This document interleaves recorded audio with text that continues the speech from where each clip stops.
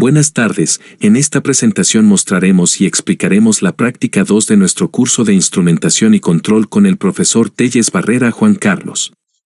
Fue realizada por los integrantes del equipo, Montalbán Rojas Josué, Moreno Hernández Carlos, y Trejo Reyes Adriana Vanessa del grupo 5CM2.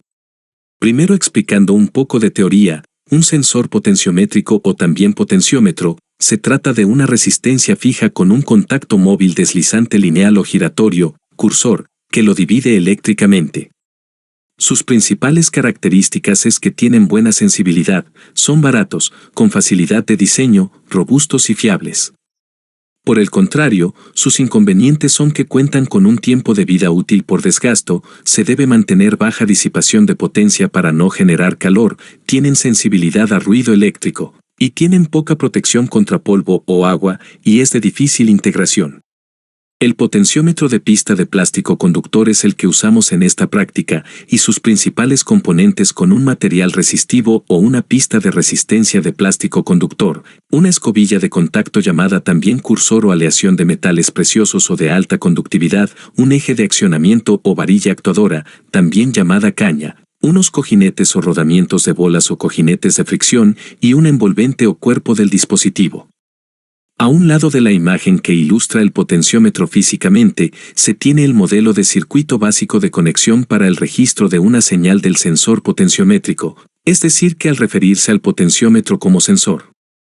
Es importante tener en cuenta que las indicaciones hechas aquí solo tienen sentido si el potenciómetro se conecta como divisor de tensión en lugar de como una resistencia variable, reóstato. La tensión de la escobilla debe ser conectada, libre de carga, a un amplificador operacional tal como un 741 o algún otro componente con una alta impedancia de entrada. Comenzando con la explicación del circuito. Este se trata de un transportador electrónico como hemos mencionado antes que se alimentará con más 10 y -10 volts para un amplificador operacional LM324. Para este usaremos un regulador de voltaje que nos proporcionará una fuente estable, es decir, que siempre nos dé a la salida un voltaje de 2.5 volts a la salida del mismo. Después ocupamos un potenciómetro de 1 kΩ para que la potencia sea baja y no haya mucha variación en los valores. Este segundo amplificador operacional del LM324 se ocupa como voltaje de referencia que se restará por el rango de movimiento del potenciómetro que es de 270 grados. El tercer amplificador operacional es el que hace la función de restador del voltaje del potenciómetro del primer amplificador menos el voltaje de referencia. Y finalmente el voltaje de salida final del circuito es el del cuarto amplificador que se va a dividir entre el voltaje de referencia para obtener la ganancia del mismo, que en nuestro caso, como se muestra en la parte izquierda de esta diapositiva, el voltaje del restador fue de 0.665 volts, el voltaje final de 5.1 volts y la ganancia total fue de 7.669. En esta penúltima diapositiva mostramos la gráfica de voltaje con respecto a grados, donde sabemos que se tiene una relación lineal, donde 180 grados equivale a 5 volts, 90 a 2.5 volts y 0 grados a 0 volts. Como podemos ver, se obtuvieron resultados bastante cercanos a los esperados por lo que podemos concluir que esta práctica se pudo realizar con un gran éxito.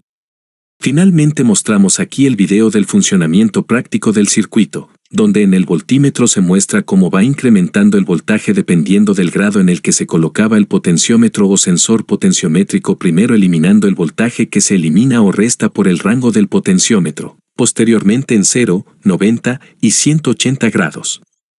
Esto es todo de nuestra parte, muchas gracias por su atención, que tenga un excelente día.